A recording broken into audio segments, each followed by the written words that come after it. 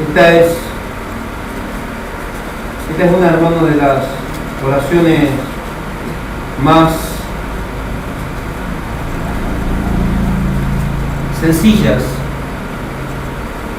a la vez completas, profundas. Es una de las oraciones más sublimes, más humildes que tenemos, gloria a Dios, en toda la Escritura. Y no solamente en la Escritura, sino, hermanos, en todos los libros, de todas las literaturas humanas. No hay, hermanos, una expresión, no hay una oración más humilde, más profunda, más completa, más obediente, que manifieste obediencia y más agradecida que esta, la que expresó Jesús. Los teólogos de la teología, cuando hemos estudiado la palabra de Dios, a esta oración la llaman la oración sumo sacerdotal. Vamos a compartir la palabra de Dios ahí, Evangelio según San Juan, capítulo 17, versículo 1. Dice la palabra de Dios: estas cosas, en el nombre de Jesús damos lectura, estas cosas habló Jesús, y levantando los ojos al cielo dijo: Padre, la hora ha llegado, glorifica a tu Hijo, para que también tu Hijo te glorifique a ti. Versículo 2: pues has dado potestad sobre toda carne, para que dé vida eterna a todos los que le diste. Y esta es la vida eterna, que te conozcan a ti, al único y verdadero Dios, y a Jesucristo, a quien has enviado. Versículo 4: yo te he glorificado en la tierra, y he acabado la obra que me diste que hiciera. Ahora, pues Padre, glorifícame tú al lado tuyo, con aquella gloria que tuve contigo antes que el mundo existiera. Hasta aquí, amén, la palabra de Dios. Podemos tomar asiento.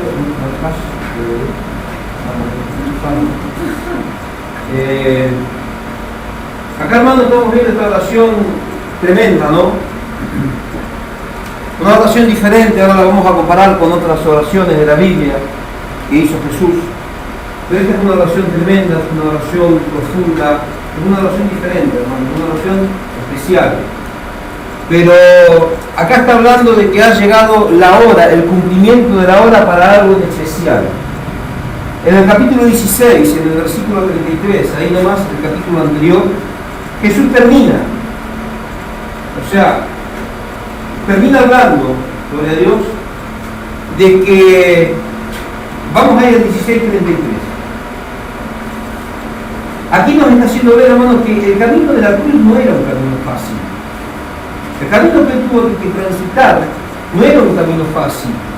Muchos pensaron que este camino por el cual él tenía que transitar iba a ser un camino de derrota, pero terminó siendo, hermanos, el camino de la más grande victoria, la cual Dios ha entregado a sus escogidos, a sus elegidos.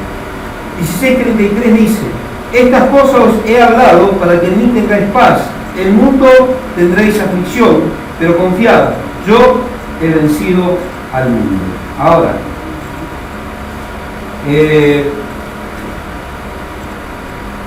todos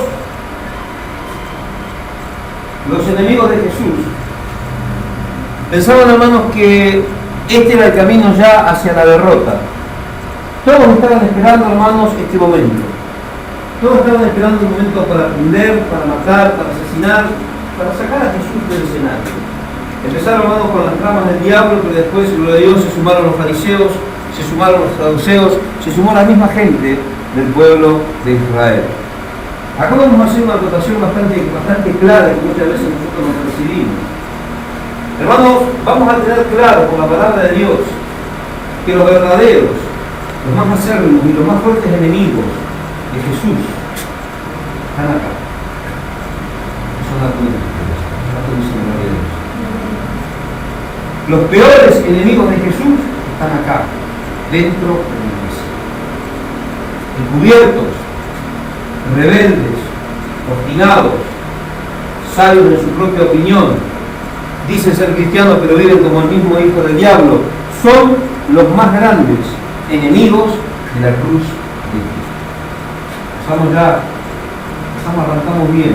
Ahora, en aquellos tiempos, hermano, el mismo pueblo de Dios en el que se había confabulado en contra de Jesús. ¿Por qué? Porque no lo habían conocido. La ignorancia de las Escrituras lo llevó a perderse, hermano. de este privilegio de poder disfrutar durante 3 años puros, plenos y precisos del ministerio terrenal al Hijo de Dios, hecho carne, según dice la palabra de Dios, que vino a habitar entre nosotros, según lo cuenta el evangelista Juan. Aquí también el evangelista Juan está haciendo una referencia a esta oración sumo sacerdotal. Y cabe destacar, hermanos, que es el único de los 4 evangelistas, es el único que rescató de Dios esta oración. Yo quiero creer, como dicen las Escrituras, que Juan era el que tenía más comunión con Jesús, el amado de Jesús, que Juan era el que se recostaba sobre su pecho. Hermano, que transmitió, escribió esta oración de la forma más precisa. Yo quiero pensar, hermano, que aquí no hay un cambio de palabras, sino que verdaderamente Juan transmitió todo aquello que escuchó de la boca misma de Jesús. Ahora, fíjense, hermano, qué tremenda esta oración, ¿no? De los 4 evangelistas, solamente Juan es el único que rescata esta oración. Ahora, hay muchos hermanos que dicen, que creen, se cree, por el tamaño, por el target que tiene esta oración, de que esta oración fue hecha en los momentos en el que él ya había participado de la Pascua con sus discípulos, al momento de establecer la Santa Cena. Hermanos, vuelvo a reiterar, estaba llegando ya los últimos momentos de la vida de Jesús. El plan de salvación estaba a punto ya de consumarse, había llegado la hora, como dice la palabra aquí, en el versículo, no veo nada.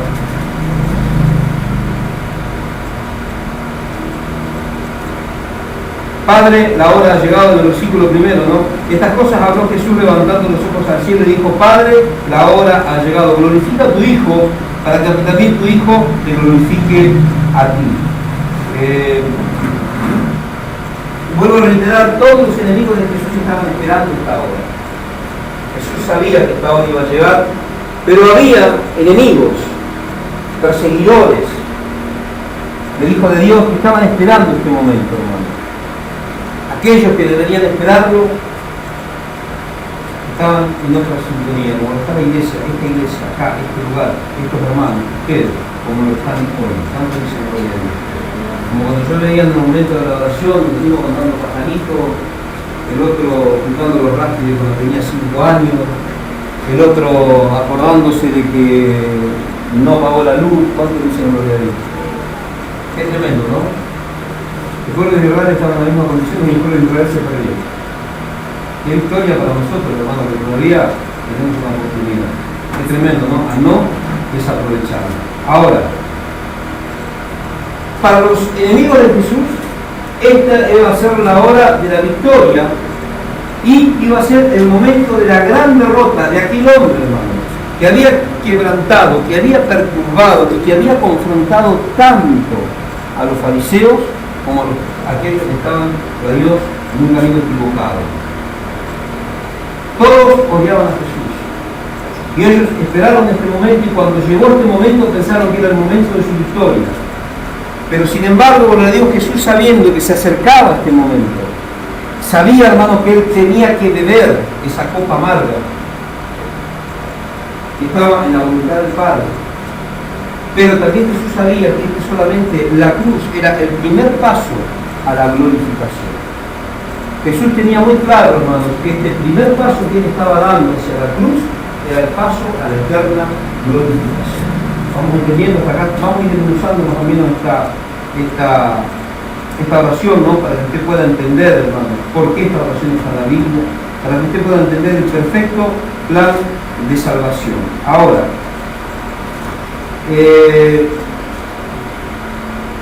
esta oración, hermanos, fue una oración tremenda, una oración terrible, fue diferente a la oración que Jesús hizo, por ejemplo, en el huerto de Getsemaní. Había una postura diferente y fue diferente a la oración del Gólgota. Aquí en esta oración, hermanos, Jesús no está postrado, no está quebrado. En esta oración Jesús, hermano, no está haciendo una oración de dolor, sino que en esta oración, hermano, Jesús está abriendo su corazón, está mostrando la plena intimidad, la profunda humildad, está demostrando la profunda confianza en su Padre, la plena confianza en su Padre. Y yo creo, hermanos, que esta oración también, como yo cuando yo he estudiado la Biblia, he pensado lo mismo que piensan los teólogos, que fue hecha justamente en ese momento. ¿Por qué? Porque en ese momento estaba él en el aposento alto con sus discípulos. Y en el momento que Jesús hace esta oración, la esgrime de esta manera y en voz alta. ¿Para qué? Para que los discípulos, los que estaban al costado, pudieran entender, hermanos, y pudieran cobrar confianza. ¿Para qué? Hermanos, para el momento en el que queden solos y también para el momento de la persecución, muerte y la dispersión. Ahora, en el versículo 33 del capítulo 16, estaba diciendo que en el mundo tendrían aflicción, pero que necesitaban confiar en Él, que confiaran en Él porque Él había vencido al mundo. Esa victoria, hermanos, se iba a consumar total y plenamente en la cruz del Calvario. Ahora, no hay, vuelvo a reiterar, otra oración, hermanos. En toda la literatura humana, de toda la historia de la humanidad, una oración de tanta grandeza, de tanta humildad. Hermanos, no hay nada que iguale, o sea, no hay otra oración que iguale la sencillez. Vuelvo a reiterar, al mismo tiempo la grandeza de Jesús. En esta oración verdaderamente los discípulos habrán podido apreciar la confianza y la comunión que había entre él y su Padre. Ahora, nosotros vamos al versículo primero. Vamos a ir al versículo primero, en donde podemos ver, hermanos, que, como reitero, hay un cambio de postura, hay un cambio de posición en cuanto a esta oración, ¿no? Jesús sabía que el tiempo se había cumplido, sabía que la hora había llegado. Pero esta es una oración magnífica, hermanos. Yo lo he dicho siempre, para mí esta, muchas veces lo he dicho a ustedes, es la oración más extraordinaria, hermanos, de todo el Nuevo Testamento. Catalogada, vuelvo a reiterar, por los teólogos, la oración sumo sacerdotal. Hermanos, es la póstuma oración. En esta oración vemos a un hijo totalmente confiado y sometido a la voluntad de su Padre, sabiendo, hermano, que los momentos que se acercan son difíciles. Y sabiendo también que humanamente necesita de la ayuda del Padre para poder completar esta obra de salvación. Ahora, ¿qué es esta obra de salvación? Lo venimos estudiando. Por eso toco este tema hoy. Vamos a comenzar a traer esas enseñanzas porque tenía que tener una enseñanza más o menos que sea colación de lo que veníamos estudiando, porque si no me íbamos a mandar a los saltos, ¿no? Imagínense, terminando de estudiar el Tulip, ya empezamos con la homilética, la herméneutica y cuantas otras cosas más, y no vamos a andar ahí medio en la confusión. Pero fíjense, hermanos, Jesús sabía que Él vino a esta tierra, se hizo hombre con un solo propósito. El propósito de Jesús era venir y morir por los pecados de los hombres. No hay otro propósito. El propósito de Jesús no fue otro. Hermanos, Jesús no vino a morir en la cruz para que la gente tenga plata, para que la gente tenga riqueza, para que la gente viva como payasos. Jesús vino a morir para consumar el plan de salvación que ya en el corazón de su Padre se había establecido, sabía que Él lo había gestado desde antes de la fundación del mundo. Y era necesario, hermanos, que aquel agente salvador fuera una persona que no tuviera absolutamente nada que ver con el pecado. Debía ser, por de Dios, una ofrenda limpia, pura, santa, sin mancha. Y solamente Jesús era el que cubría, por de Dios, todas las expectativas de Dios para llevar adelante semejante sacrificio. ¿Estamos entendiendo? Ahora, ahí en el versículo primero, el dicho sea de Dios, dice, por de Dios, que Jesús, estas cosas habló Jesús levantando los ojos al cielo y dijo: Padre, la obra ha llegado, glorifica a tu Hijo para que también tu Hijo te glorifique a ti. Gloria a Dios, acá Jesús, vuelvo a reiterar, está levantando los ojos al cielo. A diferencia que en Getsemaní estuvo postrado de rodillas, peleando, batallando, hermanos, para poder hacer la voluntad de su Padre. Queriendo él dejar pasar esa copa de dolor y queriendo dejar pasar ese trago amargo, pero después reconoció que debería hacerse la voluntad del Padre porque a eso él había venido. No había otro propósito, hermanos, para la venida de Jesús a este mundo. Ahora, ahí en el versículo 4, vamos a ver, hermanos, que esta era una hora especial. Evangelio según San Juan, Evangelio según San Juan, capítulo 17, estaba diciendo entonces, hermanos, esta es una hora especial. Dice, la hora ha llegado. Ahora, ¿de qué hora está hablando? Jesús está hablando, hermanos, de la hora de la consumación de aquel grande sacrificio en el cual Él estaría entregando su propia vida, en el cual Él estaría presentando su cuerpo como ofrenda, pagando, gloria a Dios, como sustituto el precio de los pecados, podemos decir de toda la humanidad, pero cuando hablamos de la humanidad sabemos que estamos hablando de los escogidos, de aquellos elegidos, a los que Dios les entregó. Y que después más adelante Jesús hace una referencia que Él oraba por aquellos que el Padre les había dado. Acá también vamos a entender muy claro, hermanos, que la salvación no era para toda la humanidad, sino era justamente para aquellos que habían de venir a Jesús, y los que venían a Jesús era porque el Padre se los había conseguido. O sea, vemos, hermanos, en esta oración vemos el perfecto plan de Dios, vemos el amor de Dios en toda su magnitud. Ahora, en el versículo 4 dice, yo te he glorificado en la tierra, he acabado la obra que me diste que hiciera, ahora pues Padre, glorifícame al lado tuyo, con aquella gloria que tuve contigo antes que el mundo existiera. Ahora, Jesús, hermanos, fue el único ser, conocido por lo menos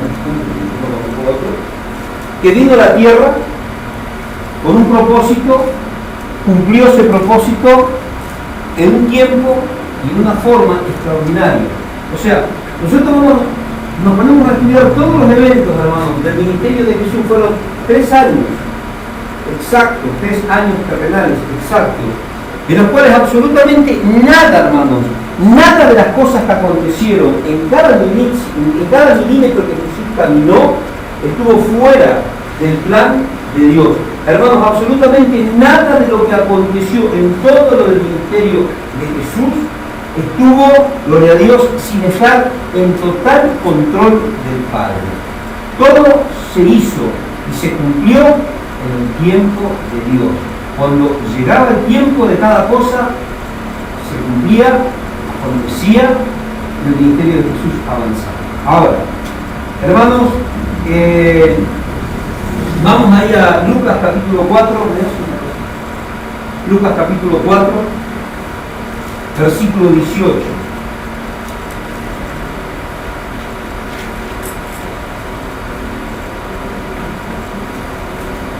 Lucas 4, 18.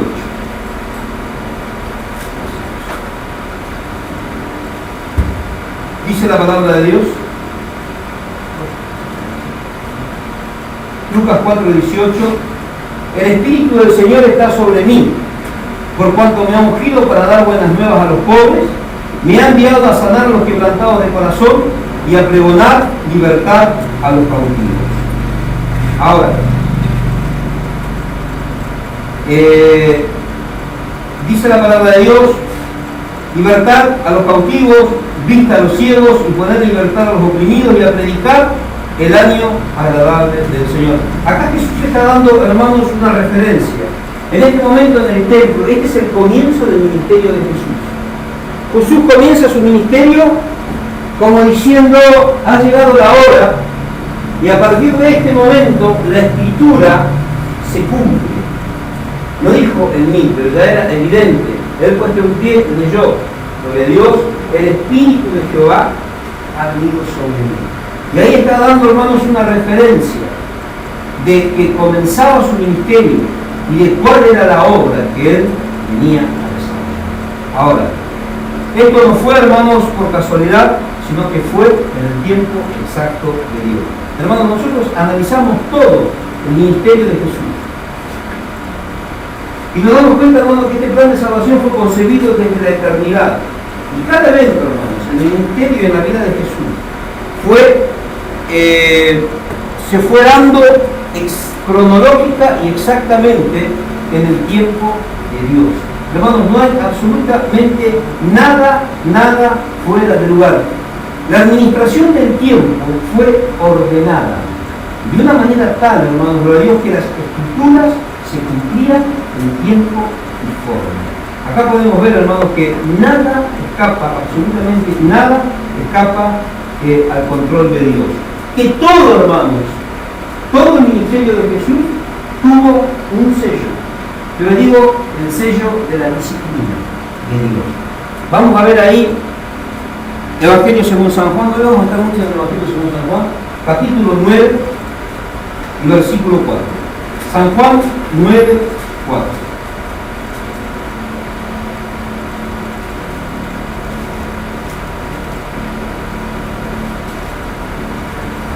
No hubo, hermanos, estudiando la palabra de Dios, no vemos en todo el ministerio de Jesús que haya un derroche de tiempo. Todo, hermanos, está perfectamente, gloria a Dios, equilibrado, perfectamente controlado. Tiene el sello, hermanos, de la perfección. Ustedes fíjense cuando llegaron, gloria a Dios, a buscar a Jesús para que vayan y orara por Lázaro, porque Lázaro estaba a punto de morir. Jesús dejó pasar varios días y después fue. Y cuando Jesús llegó, ¿cómo estaba Lázaro? Estaba muerto, hacía 4 días, 10 días. Ahora, muchos habrán dicho, Jesús llegó tarde. Una de las hermanas dijo, si hubieras estado aquí, Jesús le dijo, no te dije que si crees verás la gloria de Dios. Y la gloria de Dios se ve en el tiempo de Dios, no en el tiempo humano. No en la cronología del hombre, sino en la cronología de Dios. Ahora, cuando Jesús llegó a ese lugar, gloria a Dios, mandó que ese cadáver saliera, Lázaro cobró vida. Todos quedaron anonadados, quedaron impactados. Este es el verdadero poder de Dios. Eso es lo que dice ahí en el capítulo 9, versículo 4 del Evangelio según San Juan. En cualquier casa donde entréis, quedad allí.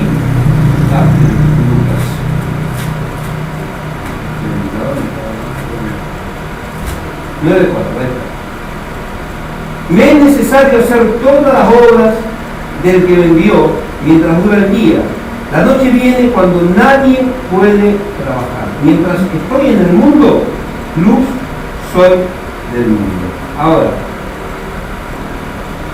mientras estoy en el mundo, luz soy del mundo. Jesús está hablando, hermanos, en este versículo también de que hay una obra, ¿no?, que le es necesario terminar mientras dure el día, porque después vendría la noche, vendría las tinieblas, vendría la oscuridad. Ahora, fíjese que tremendo, no me es necesario hacer las obras del que me envió mientras dure el día. La noche viene cuando nadie puede trabajar, y mientras estoy en el mundo, soy la luz del mundo. Hermanos, el plan de salvación, el perfecto plan de salvación se completó en la última hora.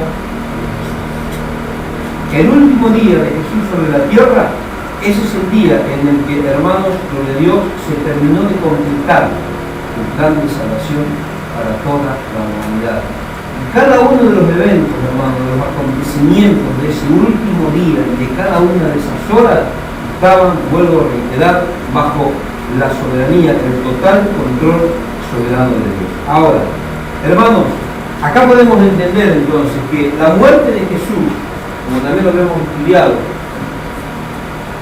estaba ordenada soberanamente por el Padre desde antes de la fundación del mundo. Ahora, ¿por qué Dios ordenó que Jesús muriera? Dios fue el que ordenó, hermanos, el sacrificio de Jesús. Ahora, ¿por qué el Señor sacrificó a su Hijo? ¿Por qué Dios sacrificó a su Hijo? Vamos a ver lo que dice la palabra de Dios ahí en Isaías capítulo 53. Lo vamos a ver, hermanos, porque acá vamos a entender que Dios es el que sacrificó a su Hijo. Pero vamos a ver por qué. Isaías 53, 10.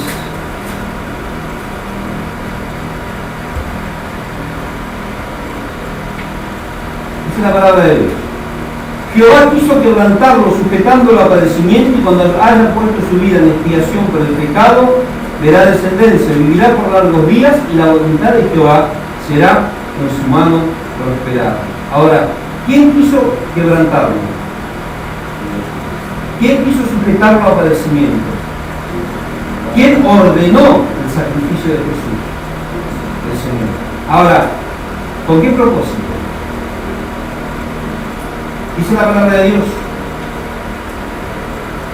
cuando haya puesto su vida en expiación por el pecado, verá descendencia. ¿Cuál era el propósito, hermano, de este quebrantamiento al cual Dios estaba sujetando a su Hijo? Jesús tenía, el propósito de Jesús era venir, hermanos, ¿para qué? Para hacer expiación por los pecados. Vamos a decir de toda la humanidad, pero cuando hablamos de humanidad estamos hablando, hermanos, de los escogidos. Ahora, la palabra expiación significa limpiar el pecado. La palabra expiación significa perdonar el pecado. O sea, Jesús había venido para perdonar el pecado y para limpiar el pecado que había en el corazón de los escogidos. Ahora, Dios tenía, hermanos, un propósito. Y acá podemos ver, hermano, la grandeza del amor de Dios. El propósito sublime de Dios era perdonarnos en Jesucristo. Era necesario que Jesucristo viniera a pagar ese precio, hermano. Es necesario que Jesucristo viniese a expiar nuestros pecados y hacernos libres de la condenación del infierno.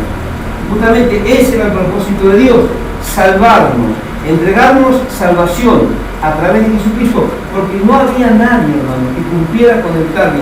O sea, no había nadie, hermano, que cumpliera las expectativas de Dios, que alcanzara el estándar de santidad necesario, hermano, para poder ofrecerse por Dios, para pagar el precio de condenación que había sobre aquella humanidad perdida. Solamente, gloria a Dios, el que cumplió esos requisitos fue Jesús. Ahora, en Él, el Señor había establecido, a través de Él, entregarnos a nosotros salvación. Dice la palabra de Dios, Apocalipsis capítulo 13, versículo 8, también habla el apóstol Pablo, ahí en el libro de los Hechos. Dice que Él es el Cordero inmolado, desde 13:8. Dice que Jesús es el Cordero, el evangelista Juan, dice que Jesús es el Cordero inmolado desde antes de la fundación del mundo. O sea, antes que el mundo fuera mundo, antes que este mundo fuera creado, ya estaba en el corazón de Dios, hermanos. Ya estábamos elegidos, ya habíamos sido escogidos. Y dice la palabra de Dios también, lo que estamos diciendo, hermanos, que Dios ya había establecido el darnos salvación a través de Jesucristo. O sea que fíjese, hermano, que desde mucho antes de la fundación del mundo. Apocalipsis 13:8, ¿alguno encontró? Que lea.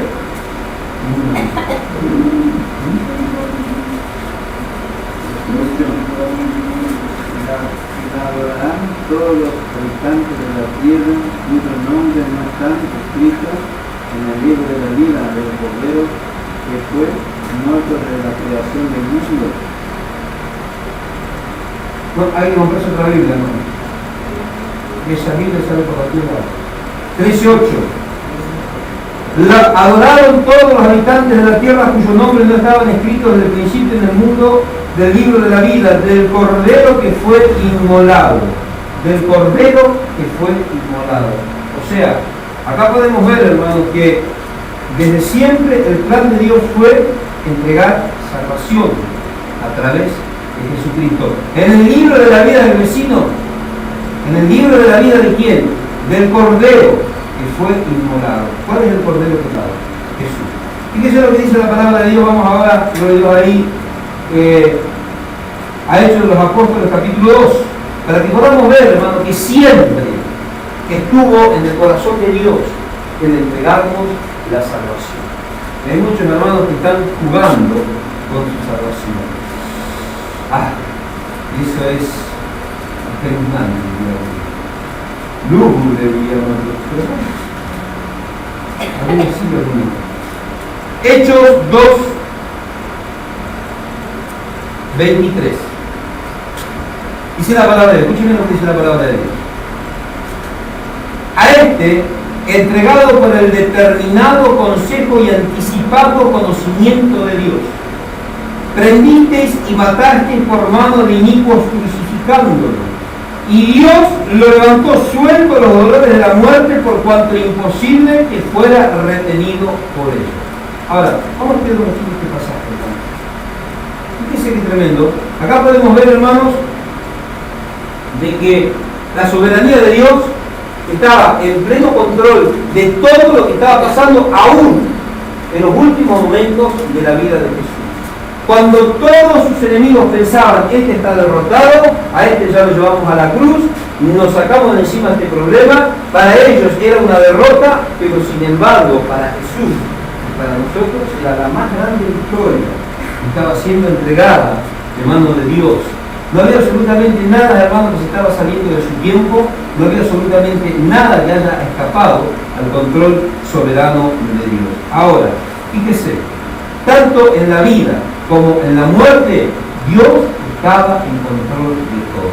Jesús había venido justamente en el cumplimiento del tiempo. Comenzó su ministerio justamente en el cumplimiento de los tiempos y murió para que se cumpliera la Escritura. ¿Cuánto dice el nombre de Dios? ¿Quién estaba en control de todo eso? El Señor. Ahora, fíjese usted, hermano, dice ahí en el versículo 23, a este entregado, o sea, Jesús, por el determinado consejo. Cuando está hablando de este determinado consejo, quiere decir, este que fue entregado por la voluntad, el determinado consejo, escuche bien, o sea, por la voluntad, por el determinado consejo y anticipado conocimiento de Dios, o sea, por la voluntad y por la omnisciencia de Dios. Este determinado consejo de Dios, anticipado consejo de Dios, es la omnisciencia de Dios. ¿Qué es la omnisciencia de Dios? Es uno de los atributos de Dios, en el cual Dios sabe, hermano, lo que va a pasar dentro de un año, a tal hora, tantos minutos, tantos segundos. Por eso digo, Dios sabe cuando uno va a meter la pata. Dentro de 3 años, a esta misma hora, Dios sabe lo que vamos a hacer, Dios sabe cuántos errores vamos a cometer. Esa es la omnisciencia de Dios. Dios siempre está adelante. Ahora, que determinado entonces por su consejo y por su omnisciencia, Jesús fue entregado. ¿Para qué, hermano? Justamente para a través de él, de Dios, entregar salvación, para que él sea sacrificado. O sea, el Padre entregó a su Hijo para que sea sacrificado. Acá tenemos una referencia también, hermanos, por lo que una semejanza con lo que hizo Abraham con Isaac. Abraham entregó a Isaac. Por eso es que Isaac es un tipo de Jesús en la Biblia, al igual que José, es un tipo de Jesús. ¿Por qué, hermanos? Porque es semejanza de Dios. Y justamente Abraham entregó a su hijo, lo mismo hizo el Padre. Entregó a su hijo para ser sacrificado. Fíjense, hermanos, que a veces nosotros no tomamos en cuenta sobre Dios este tipo de cosas. Pero el Padre no solo entregó a su hijo, sino que dice la Biblia que se agradó del sacrificio de su hijo. Dice la palabra de Dios que no hay otro sacrificio, hermano, que le haya agradado a Dios que el sacrificio que realizó su hijo en la cruz del Calvario. Ahora, ¿por qué agradó, hermanos, este sacrificio al Padre? Primero, anote porque después van a dar unos burros que empezamos a más tarde. Primero porque, gloria a Dios, en este sacrificio se consumó la obra de redención para todos los santos. Ahora, Cristo pagó el precio por nosotros. Es por esto, hermanos, primeramente, gloria a Dios, que el Señor se agradó del sacrificio de su Hijo. Ahora, segundo, ¿por qué se agradó también del sacrificio de su Hijo? Porque se cumplió el plan de salvación. Imagínense, ¿no? Desde tanto tiempo de la eternidad pasada, el Señor esperando este momento para que se cumpla este perfecto plan de salvación y que pueda haber conocimiento del grande y sublime amor de Dios hacia la humanidad, hacia los pecadores. Ahora, por eso el Señor se agradó del sacrificio de su Hijo. ¿Por qué? Porque el plan de salvación, justamente estado por el Padre desde antes de la fundación del mundo, se cumplió. Ahora, otro punto por el cual el Señor se agradó del sacrificio del Padre es porque a través, hermanos, de este sacrificio muchos alcanzarían la salvación y la vida eterna. ¿Cuántos tienen salvación y vida eterna?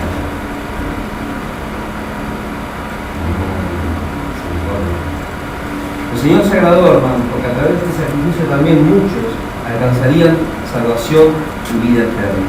Ahora, Jesús nos dio a conocer al Padre, porque dijo, el que ve al Hijo, ve al Padre. Jesús nos dio a conocer al Padre, y en Él mismo, hermanos, estaba la vida eterna. El que cree en mí, como dicen las Escrituras, de su interior correrán ríos de agua viva, hablando del Espíritu Santo que había de venir, pero también, hermanos, hablando de esos ríos de vida, la vida de Dios. Nosotros para tener vida, hermanos, tenemos que tener la vida de Dios. Si no tenemos a Dios, estamos muertos. Ahora, Jesús nos dio a conocer al Padre, y en Él, en Jesús, estaba la vida. Ahora, también se agradó del sacrificio de Jesús. ¿Por qué, hermanos? Porque en la cruz el pecado fue vencido.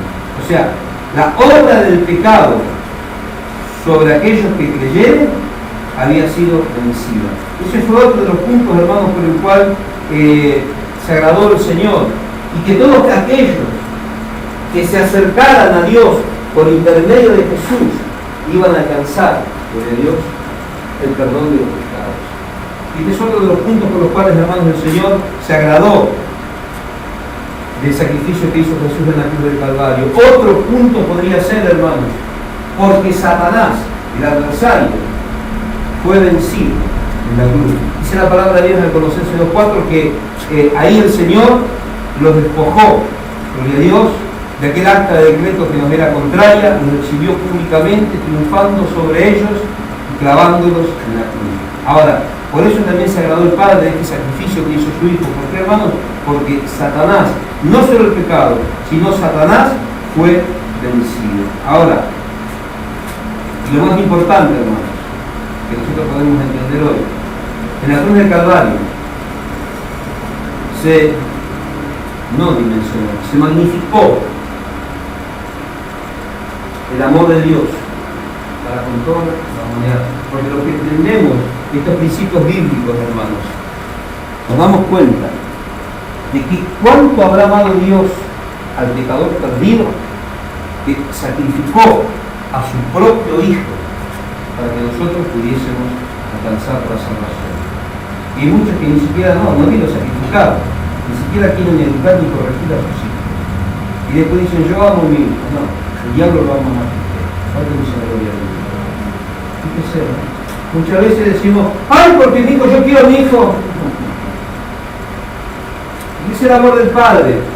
Envió a su Hijo, lo sujetó a quebrantamiento y a padecimiento para manifestar su amor por nosotros, los perdidos. Y nosotros no somos capaces de corregir y educar a nuestros hijos para manifestar nuestro amor y ser obedientes al Padre. Qué tremendo, ¿no? ¿Cuánto dicen gloria a Dios? Le terminamos la risa mucho. Pero no importa, no es para reírse, hermano, sino que es para enamorarnos cada vez más de Jesús. Ahora, hermanos, cuando nosotros comenzamos a ver a Dios en todo su esplendor, porque estas enseñanzas que voy a empezar a preparar sobre estos temas, son solamente con un propósito, porque saben que estoy viendo la situación de la iglesia. Y estoy viendo cómo está la iglesia, entonces yo tengo que animarlos a través de la palabra. Y yo pienso que estas enseñanzas a ustedes les van a ayudar mucho, porque cuando vemos, hermano, a un Dios tan amoroso, tan sublime, tan poderoso, A un hijo tan obediente, hermano, manifestando su amor por cada uno de nosotros. Vemos a Dios en todo su esplendor. Hermano, vemos el total control de Dios hasta en el último momento. Y nada escapa al control de Dios. ¿Sabe qué hace todo esto? Para los que entienden verdaderamente la palabra, hace que tengamos mayor confianza, que dependamos más de Dios, que conozcamos más a Dios. Cuando Jesús hizo esta oración de San Juan 17, yo me imagino al Señor: Padre, la hora ha llegado. Yo te pido por esto. O sea, estaban escuchando. ¿Qué quería hacer Jesús? Que ellos cobraran confianza y valor. ¿Por qué? Porque se acercaba, hermanos, el momento en el que los discípulos iban a estar solos, en el que los discípulos iban a ser perseguidos. Y la única forma de ellos poder soportar era confiar en Dios. Hechos de los Apóstoles, capítulo 4, por decir una oración, Hechos 4:31, del 28 al 31, del 25 me parece que es, pero en Hechos capítulo 4 hay una oración en la cual dice: los creyentes piden confianza y valentía. Y dicen, oran pidiéndole que se les conceda esa confianza, esa valentía para predicar con denuedo, para avanzar. ¿Por qué? Porque estaban en plena persecución. Pero fíjense, hermanos, la confianza que tenían en el Padre, y ellos perseveraron. Muchos, anoche justamente también estaba hablando con los pastores de Darío, cuando estábamos en una reunión de pastores, de la persecución. Muchos murieron de una manera, otros murieron apedreados, otros crucificados, otros a filo de espada, otros decapitados. Sin embargo, un solo Juan llegó hasta el fin. Pero el tema no es ese, sino que el tema es este. Hermanos, fíjense qué persecución de muerte. Pero sin embargo ninguno negó la fe, ninguno dejó de confiar en Dios. Hoy, fíjense, hermanos, qué iglesia extraña. Yo digo una iglesia flaca, raquítica, escuálida, anoréxica, sin vitaminas. Una iglesia con un fundamento totalmente errado. Y cuando me duele el dedo, ¡ay! ¿Será que Dios me va a ayudar? ¡Ay, se me terminó la plata! ¡Ay, qué voy a comer mañana! ¿Qué va a decir la gente de mí? ¡Ay, qué me va a pasar! ¡Ay, qué voy a hacer! ¡Ay, yo no puedo sufrir! ¡Ay, yo no puedo aguantar esto! No se enojen, pero qué ignorancia. En cuanto al amor, la soberanía, la potencia, la gloria y la magnificencia de Dios. Esos discípulos, hermanos, no dudaban. Fíjese Daniel, fíjese Sadrach, Mesach y Abednego. Y bueno, si nuestro Dios no nos puede librar, sepa una cosa, oh rey, no le pelamos, vaya a pedir churro, nos metemos en el horno. Si Dios nos libra, y si no nos libra, no importa. No vamos a desconfiar de Dios. ¿Cuántos dicen amén? Igual que usted, ¿cuántos dicen amén? ¡Qué victoria, ¿Será que confiamos a Dios, hermano, de esa manera? Yo sé que no. ¿Por qué? Porque no te conocen.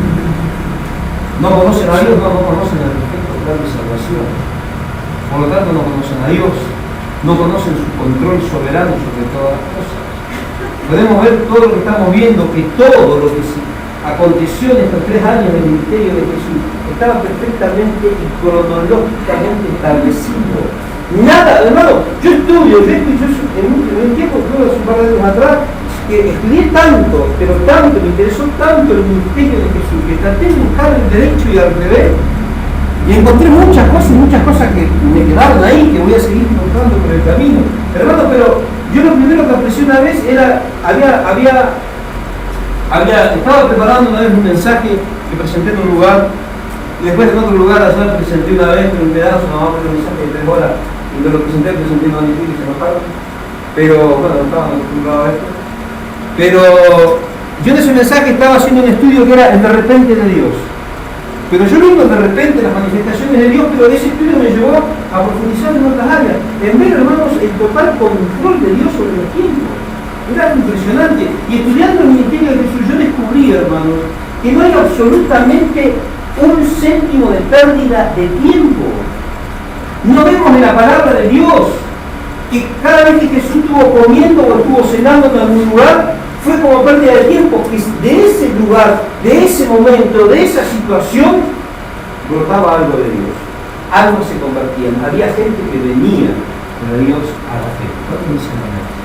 Nada, hermanos, nada, absolutamente nada de todo lo que aconteció en el ministerio de Jesús podemos encontrar un error o pérdida de tiempo.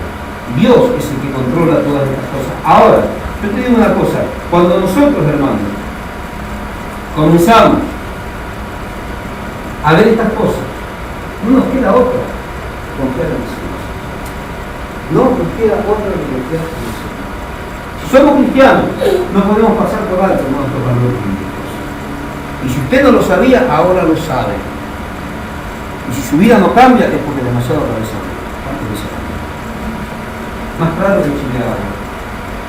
Decíamos el otro día, Jehová es mi luz y mi salvación, ¿de quién temeré? El salmista encendió, conocía a Dios y sabía, hermanos, que si él estaba en la cobertura de Dios, Dios era su roca, era su estandarte, era su fortaleza, su torre y plaza fuerte. La tenía clarísima. David era uno de los que más claro la tenía. Entonces, gloria a Dios en cada uno de los salmos que David escribió. Hoy nosotros tenemos los salmos de David y tenemos toda la Biblia. Ay, por Dios, y a veces andamos por el mismo diablo. Es tremendo, ¿no? ¿Y sabe cuál es el problema, hermano? Hay muchos que están escasos de salvación en el Señor. Y Jesús, el propósito por el cual Jesús vino a la tierra, la única razón de la venida de Cristo fue para la salvación de las almas. Dios no vino para libertarla, Jesús no vino para libertarla, no vino para sanarla, y a vos tampoco, mi hermana. Jesús no vino para que ninguno, hermano, se llene de plata. Jesús no vino para que ninguno tenga coche. Si lo quieren tener, ténganlo, si le da el cuero, y si Dios lo bendice, y si no, aguántesela. Si tiene que comer polenta todos los días, come. Si no tiene para comer, chúpese el dedo, pero dé gracias a Dios, porque hoy se está predicando, hermano, el evangelio de que usted tiene que vivir bien, de que usted tiene que esto, de que aquello, de que muchas cosas raras. Y Jesús no vino para eso. El único propósito con el cual Jesús vino a este mundo fue para morir en la cruz, como sacrificio perfecto a través del cual se limpiaran todos nuestros pecados y nuestras rebeliones. No hay otro significado. ¿No estábamos en una iglesia muy monona, no, Dios? Muy monona, bien de primero, ¿no? Y hablando con el pastor por ahí, sí, porque digo, sí, ¿no? Estaba conmigo rico, estaba todo rico. Estamos teniendo un rato más. Y yo decía, sí, está lindo, ¿no? Pero hay que ver cómo están los que están adentro. Porque hoy se busca mucho lo material, los impuestos. Lo meten a Cristo y no se vale que Cristo murió para que tengamos. No, Cristo murió, hermano, para que tengamos salvación de vida eterna, nada más. No hay otro propósito por el cual se va a terminar con la vida de trabajo, sino que para llevar nuestros pecados y nuestras rebeliones. La Biblia no dice otra cosa. Cualquier evangelio que se te predique, que te saque de ese contexto, no es el evangelio de la Biblia, es el evangelio del hombre. Vamos a ir nuevamente al evangelio según San Juan. No le vamos a dar al evangelista Juan, que teníamos que olvidar. No, lo veníamos utilizando. Juan 17, seguimos en esta oración sumo sacerdotal, versículos 2 y 3. Pues les has dado potestad sobre toda carne para que dé vida eterna.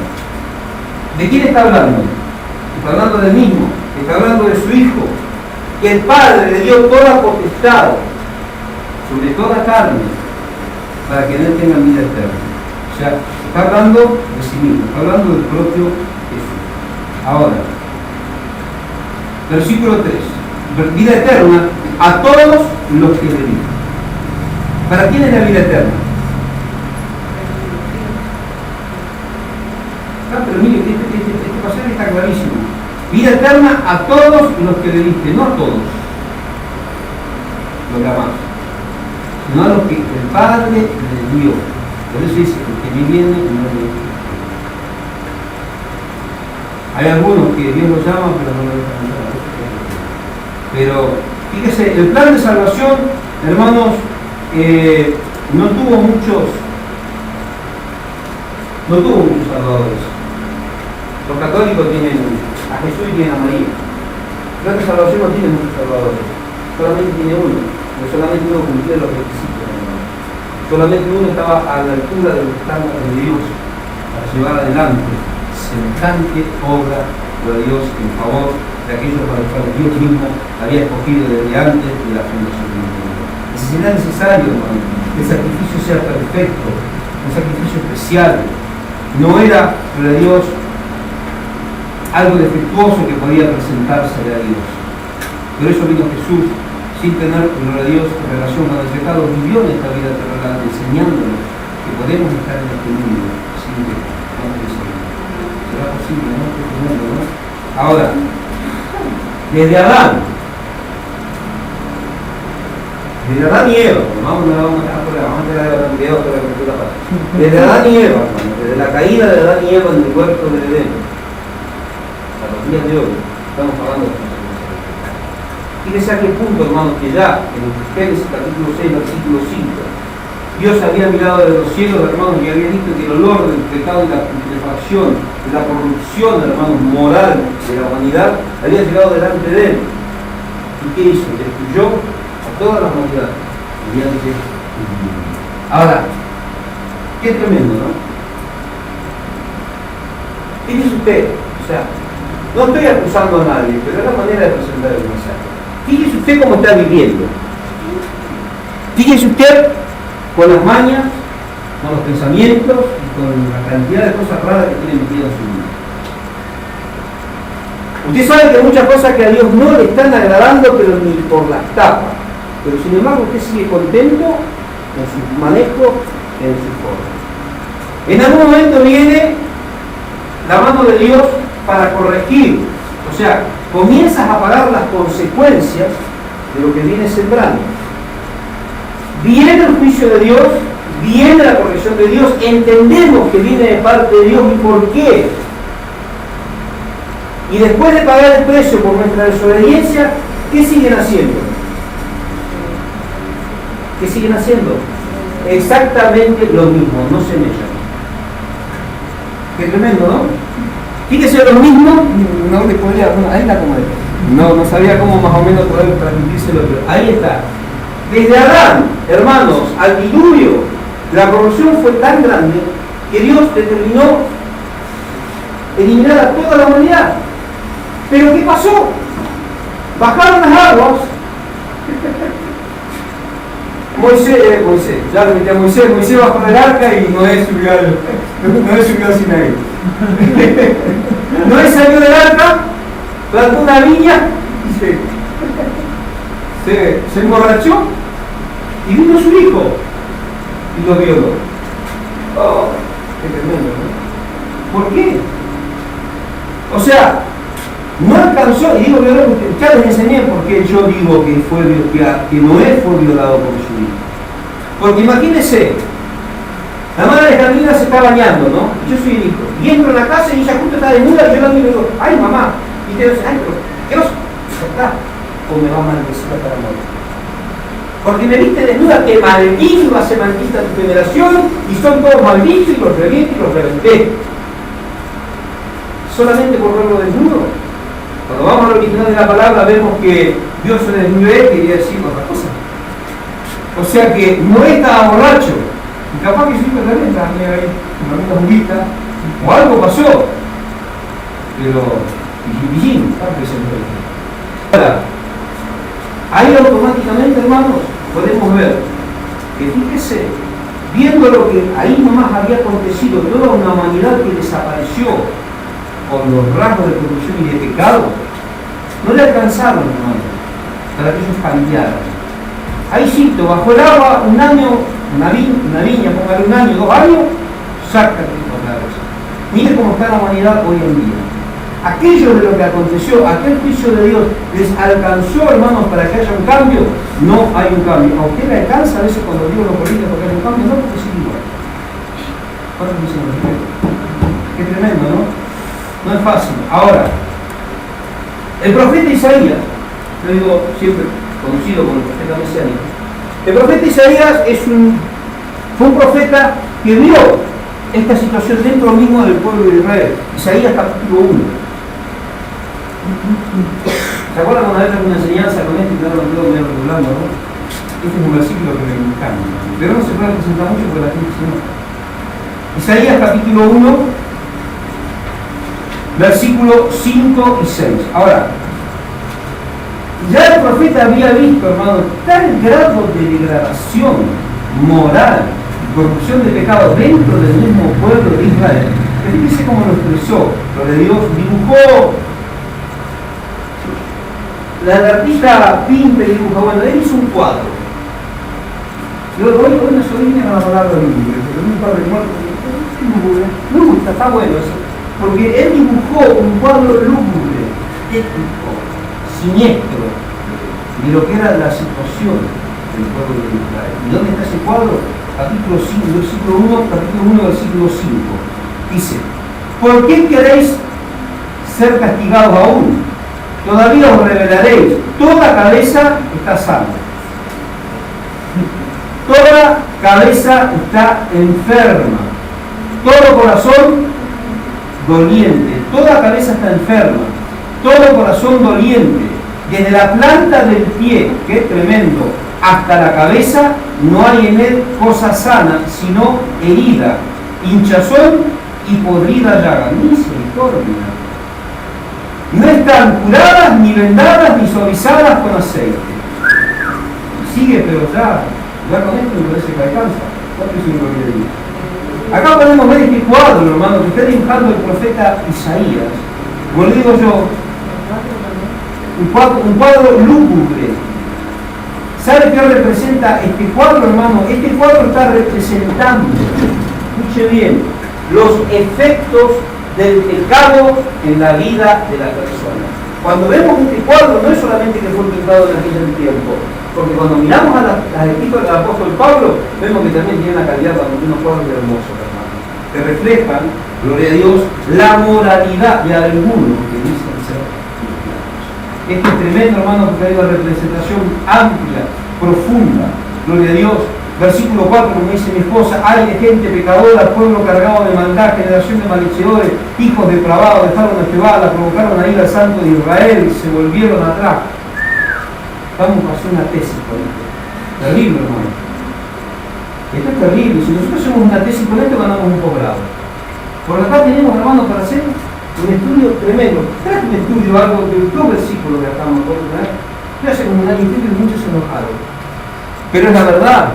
Una persona dijo: pero ¿quién se piensa que me va a venir a decir cómo soy yo? Y yo no sé, porque yo ando por su casa, apenas tengo tiempo para estar en casa. Y estoy casi en mi casa y mi segundo cuando por su casa. La gente se enoja porque está enfrentada, pero el Espíritu Santo es el que controla. Esta era la situación, estos eran los efectos, hermanos, que causaba el pecado y que causa hoy y sigue causando el pecado en la vida de las personas. Ahora, nosotros, hermanos, para ver en qué momento fuimos librados de toda esta condenación que yacía sobre nosotros, por cuanto estábamos también en esa condición, vamos a fijarnos ahora, vamos a poner nuestra vista en una hora especial, en la hora de la salvación, en la hora de la redención, en la hora en la que Jesús pagó el precio para entregarnos, hermanos, la salvación y la vida eterna. Ahora, vamos a ir a Juan capítulo 2.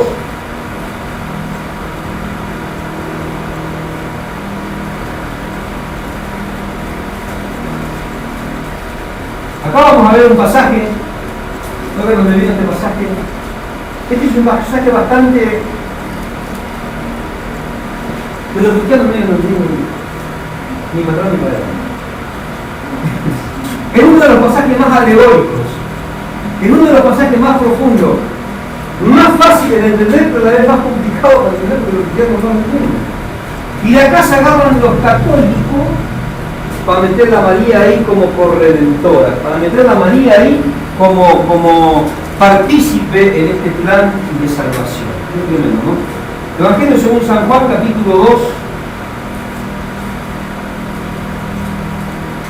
versículo 4. Esa es la palabra de Dios. Jesús le dijo, o sea, Jesús estaba en las bodas de Caná de Galilea, cuando había sido invitado con los discípulos. Jesús le dijo, ¿qué tiene que...? Bueno, vamos a entrar, versículo primero. Al tercer día, se celebraron unas bodas en Caná de Galilea, y estaba allí la madre de Jesús, y también fueron invitados a la boda Jesús y sus discípulos. Y faltó vino. Entonces la madre de Jesús le dijo, no tienen vino. Y Jesús dijo, vamos a hacer una vaquita. ¿Vamos a poner 5 pesos cada uno? No. Fíjese que tremendo, ¿eh? Y Jesús dijo, ¿qué tiene que ver esto con nosotros? O sea, como diciendo, sí, no tienen vino, ¿eh? ¿Qué tiene que ver con nosotros? Yo no vengo acá para ir a comprar vino. Yo no soy el tío comandador. Hay un lugar para comer, a pagar el vino. La madre de Jesús le dice, de Jesús, porque María sabía quién era Jesús. Sabemos que a ella le vino la revelación del Espíritu Santo. Ella y José sabían quién era Jesús. Yo me imagino esto. Imagínense a Jesús creciendo, sabiendo que él era el Salvador de Israel. Él iba a ser el rey de los judíos, sabiendo que era el Salvador de la humanidad, que él era Emmanuel, Dios con nosotros, porque ellos sabían quién era su hijo. Si tuvieron la revelación, fueron sacados por delante de hermano cuando Herodes lo quiso matar. ¿Sabían o no sabían quién era Jesús? Imagínense un Jesús con 5 años. Imagínense Jesús creciendo. Miren la rama. Y ven la opresión. Che, mirá lo que pasa con los romanos. Mirá Herodes. Mirá Poncio Pilato, mirá lo que están haciendo. Y bueno, pero hace nada. A vos te digo, no van a hacer nada. Y Jesús miraba como diciendo, ¿qué le pasa a esto? Jesús con 12 años se perdió y estaba en el templo enseñando la palabra. Empezaron a venir situaciones difíciles en la sociedad en la cual ellos vivían. Y yo me quiero imaginar la mirada de María y de José, ¿no? ¿Y vos? ¿Cuándo va a ser algo? ¿Cuándo va a ser Salvador de Israel? ¿Y qué onda? Al final, ¿qué? ¿Cuándo vos vas a salvar a Israel? ¿Cuándo lo vas a salvar? ¿No ves lo que está pasando? ¿No ves que estamos sacando bonos ahora? ¿No ves que se viene esto? ¿No ves que hay evaluación? ¿Y qué va a pasar? ¿Vos? ¿Cuándo vas a hacer? ¿Qué tiempo estás esperando? ¿Qué piensas hacer? ¿Te pensás quedar toda la vida así ahí, para el sentadito? ¿Vos no te das cuenta de quién sos? Y Jesús lo miraría y diría, ¿cuánto hizo la gloria? ¿Habrá sido fácil para Jesús en su momento? No. Imagínese, hermano, la situación en la que estaban y con tremenda. Imagínese que a usted viene Dios y le dice algo. A ver, acá no va a sacar la madre de Catena. Viene el Señor y le dice, hermana, el hermano Alejandro le va a regalar 30.000 pesos. Ya no saben qué quiero. Y está tan ansiosa. Y pasaron 3-4 meses y me va a acusar, no, Dios, dame 500, dame 500, dame 100. Se va a poner impaciente. Porque va a querer eso que Dios le mostró que iba a hacer. ¿Qué le pasó a la mamá de Jacob, a Raquel? Dios le dijo que el mayor serviría al menor, que sobre Jacob iba a estar la bendición. ¿Qué hizo ella? Se desesperó. ¿Y Jacob cuándo? Y bueno, le robaron la primicia, un desastre. Le mintieron al esposo, le robaron la primogenitura a Esaú. Un desastre. ¿Pero por qué? Por la ansiedad de que acontezca ya. Ahora, María y José, yo pienso que no eran la excepción. Por más santo que fueran, no eran la excepción. Habrán estado impacientes. ¿Y cuándo Jesús? Y vamos a dar un golpe de estado y vamos a derrocar a Herodes. Y vamos a derrocar a ti, vamos a derrocar al que se cruce. Vamos a derrocar a Antíoco Epífanes. Al que venga lo derrocamos y ponemos Jesús gobernador. Esa era la ansia que había en ellos. No lo divulgaban en la sociedad. Pero Jesús medio que estaba por ahí medio como diciendo, ¿cuándo se cumplirá el tiempo? Y Jesús diciendo, todavía no hay tiempo. Y acá, en estas bodas, se acabó el vino. ¿Y a nosotros? ¿Qué con nosotros? O sea, ¿qué pito tocamos nosotros con el vino? Yo vengo a comer, no vengo a pagar el vino. Ni siquiera tenía. Porque empezó el ministerio y dejó de hacer mesa y silla. O sea que ya no hacía ni más ni mesa ni silla, ni arreglaba puerta, no tenía plata, ni dónde recostar su cabeza, mucho menos para comprar vino. Ahora, fíjese qué tremendo, 2:4. Jesús le dijo, ¿qué tiene que ver esto con nosotros, mujer? Le dice mamá, ¿qué le dice? Mujer. Acá lo reventamos los papeles. Hombre. ¿Qué tiene que ver con eso, mujer? Con nosotros, mujer. Aún no ha llegado mi hora. Su madre dijo a los que servían, haced todo lo que os diga, y hacíanle 6 tinajas de piedra para agua dispuestas para el rito de la purificación de los judíos. En cada una de ellas cabían 2 o 3 cántaros. Y Jesús le dijo, llenad esta tinaja de agua, la llenaron hasta arriba. Entonces dijo, sacad ahora un poco y presentadlo al encargado del banquete. O sea, hizo vino, hermanos, de la mejor calidad. Ahora, ¿qué era lo que estaba diciendo Jesús? ¿Y qué tiene que ver esto con nosotros? No estaba diciendo, ella es María, yo soy Jesús, ella es mi mamá. ¿Y qué tiene que ver, mamá, esto con nosotros? No, la madre dijo, mujer, ¿qué tiene que ver esto con nosotros? Él, los discípulos. O sea, Jesús ya con un ministerio, con colaboradores con el ministerio formado. ¿Qué tiene que ver esto con nosotros? Ahora, se cumplió la hora y en esas bodas de Caná de Galilea, Jesús convierte el agua en vino, pero vino, hermano, de una excelentísima calidad. Ahora, esto nos trae una enseñanza, hermano, profunda, con doble aplicación. Primero, está marcando la hora y el momento del ministerio terrenal de Jesús. ¿Cómo comienza Jesús su ministerio? Con un milagro mesiánico, con un milagro sobrenatural, dando comienzo a su ministerio, pero también diciendo que tiene que ver esto con nosotros, dando a entender que había un trasfondo más profundo, que iba a ser la hora final. O sea, acá está marcando el comienzo del ministerio terrenal de Jesús. ¿Y cómo arranca? Con todas las luces, a todo trapo, como dice la gente del mundo. Vamos a ver lo que dice ahí en el versículo 11.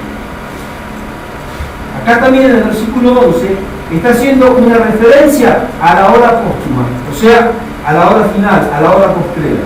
2:11.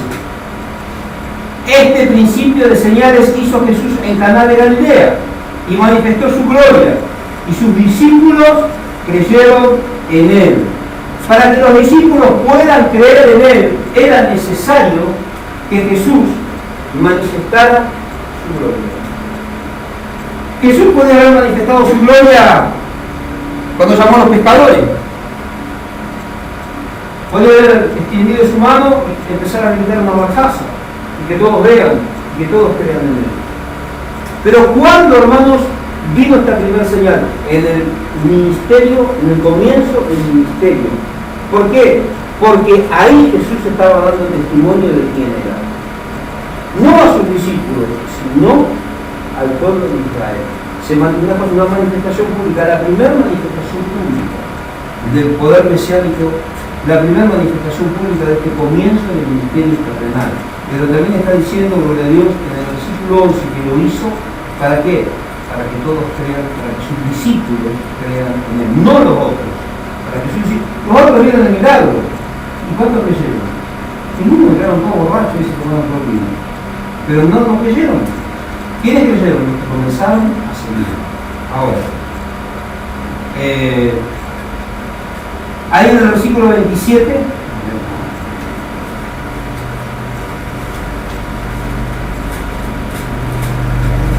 del capítulo 12:27, dice la palabra de Dios: ahora está turbada mi alma. Es uno de los momentos, hermanos, en los cuales Jesús está anunciando su muerte, lo que iba a padecer a sus discípulos. En ese momento que está declarando esto, dice: ahora está turbada mi alma. ¿Y qué diré, Padre? Sálvame en esta hora, pero para esto he llegado a esta hora. Padre, gloria a Dios, glorifica tu nombre.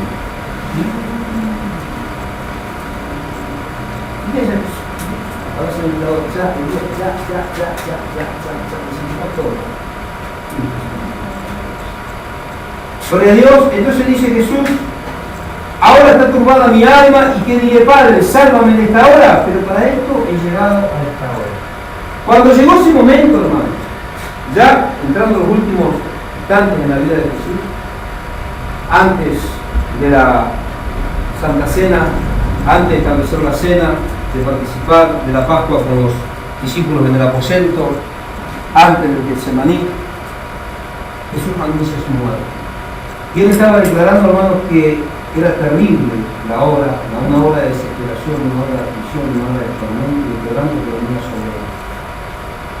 Y decía, ¿y qué voy a decir? Sácame de esta hora. Entonces dice Jesús, si para esto he llegado a esta hora, viendo, hermanos, que el único propósito con el que Jesús vino a la tierra era justamente para esa hora, para la hora de la redención, para la hora de la salvación, para la hora de la manifestación póstuma, hermano, del grande amor de Dios para con los pecadores.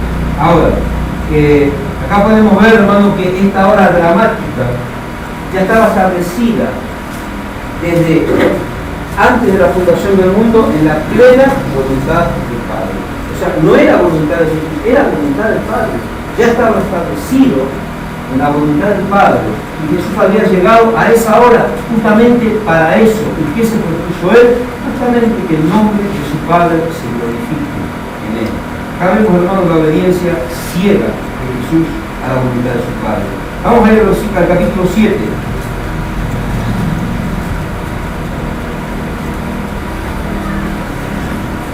Versículo 30. Acá podemos ver, hermano, que, como yo digo siempre, Jesús murió cuando tenía que morir.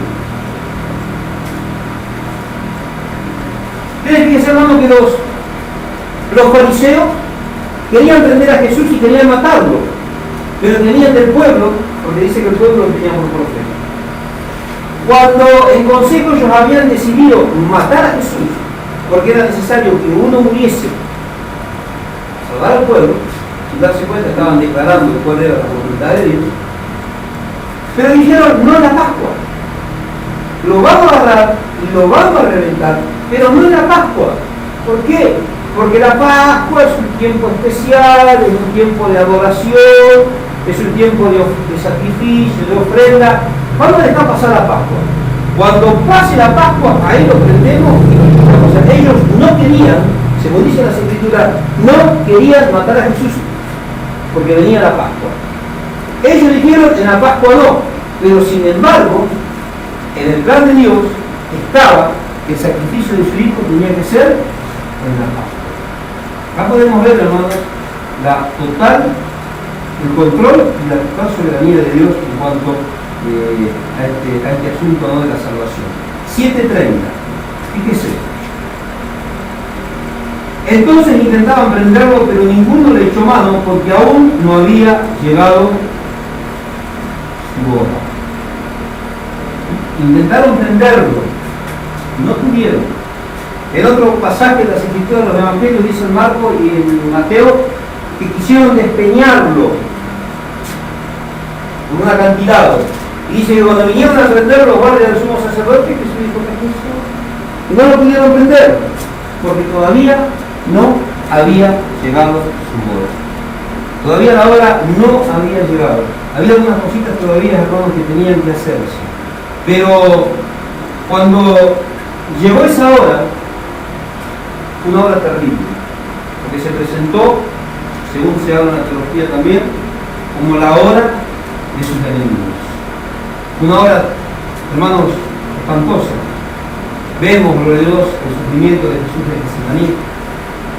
Vemos, hermanos, el sufrimiento en el trayecto a la cruz, los últimos momentos de Jesús, inmolándose en la cruz, la oración de la cruz, la oración del Gólgota, una oración llena de dolor, pero más allá del dolor, estaba llena de confianza y de dependencia de Dios. Vamos a ver lo que dice la palabra de Dios. Vamos a ir a Lucas capítulo 22.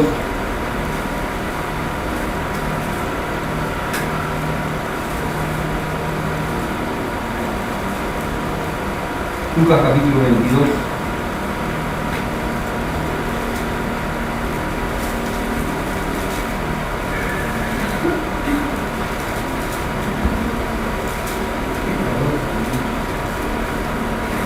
Versículos 53 y versículo 54. Bajando de la cruz, lo envolvió en una sábana ¿Encontraron? Ahí va. Bajando de la cruz lo envolvió en una sábana y lo puso en un sepulcro abierto, en una peña, en la cual no había sido puesto a nadie.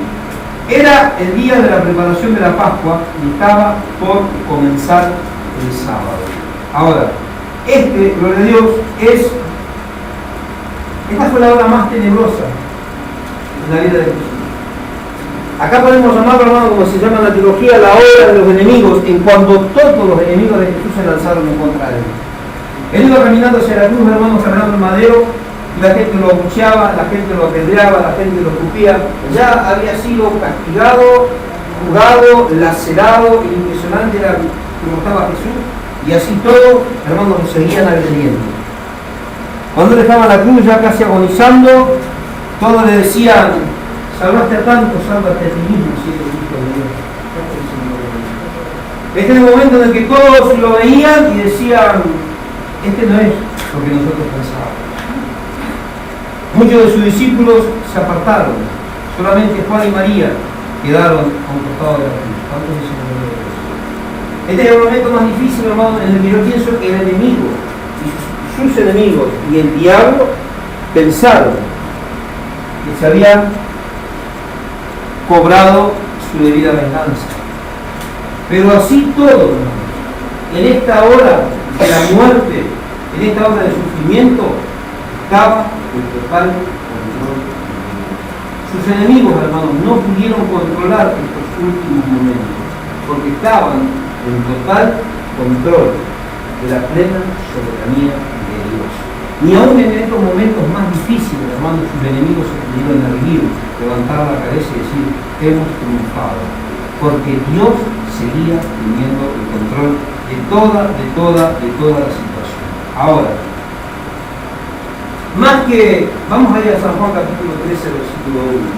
Hermanos, más que la hora de los enemigos, podemos también denominarlo como la hora, gloria a Dios, de la pasión, la hora de la salvación, la hora de la manifestación del más, gloria a Dios,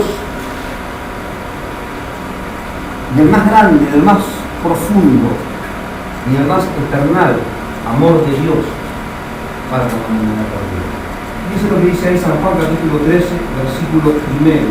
Acá podemos ver, hermanos, la hora del supremo amor de Dios, del perfecto amor de Dios.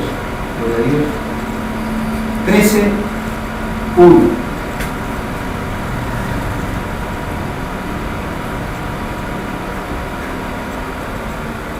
Antes de la fiesta de la Pascua, sabiendo Jesús que era su hora, que su hora había llegado, para que pasara de este mundo al Padre, como había amado a los suyos que estaban en el mundo, los amó ¿hasta cuándo? Los amó hasta el fin. El Padre, como decíamos nosotros recién en el pasaje anterior, es el que permitió que apresaran a Jesús. Hasta en esos detalles, hermanos, Dios estuvo controlando toda la situación. Dios permitió, ¿para qué? Para que se cumpliera esta perfecta obra de salvación. Hermanos, para que se cumpliera el cumplimiento de la misión. Esta era la misión por la cual Jesús había venido a este mundo.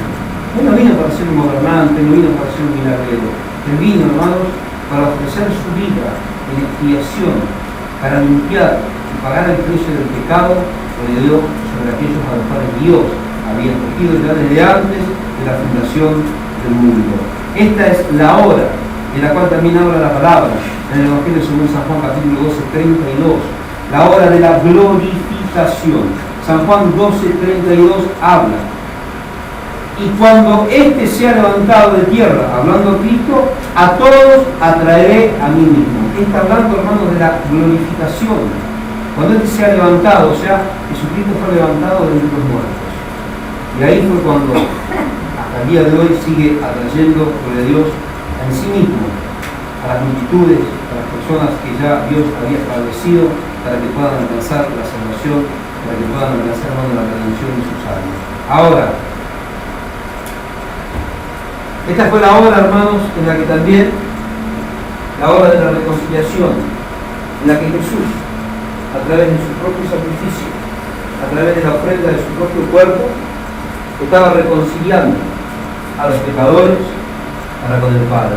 Y después, a su vez, nos entregó a nosotros, según dicen las Escrituras en la carta a los Corintios, según dice el apóstol Pablo, dado por el Espíritu Santo, el ministerio de la reconciliación, porque Dios estaba en Cristo reconciliándonos a todos con Dios. Hermanos, esta es, gloria a Dios, la hora de la redención, la hora de la salvación. Estos son los últimos momentos, gloria a Dios, en la vida de Jesús. Vamos a aprender varias enseñanzas acerca de esto, vamos a ver varios aspectos que a lo mejor usted antes no se había percatado de ello, para que podamos entender, hermanos, que Dios tiene todo bajo control. Es más, cuando conocemos a Dios, hermanos, de esta manera, cuando seguimos conociendo a Dios de la manera en la que lo estamos haciendo, no nos queda otra cosa que confiar. Ahí es cuando comenzamos a confiar verdaderamente. Si no confiamos en Dios es porque no lo conocemos, no conocemos su obra. No sabemos, hermanos, cuán maravilloso y cómo fue gestado en el corazón mismo y en el mismo Dios que gestado en esa cosa. Vamos a quedarnos de pie, gloria a Dios. Vamos a orar un segundito nada más. Oramos. Señor, en el nombre de Jesús te damos gracias, mi Dios, te bendecimos.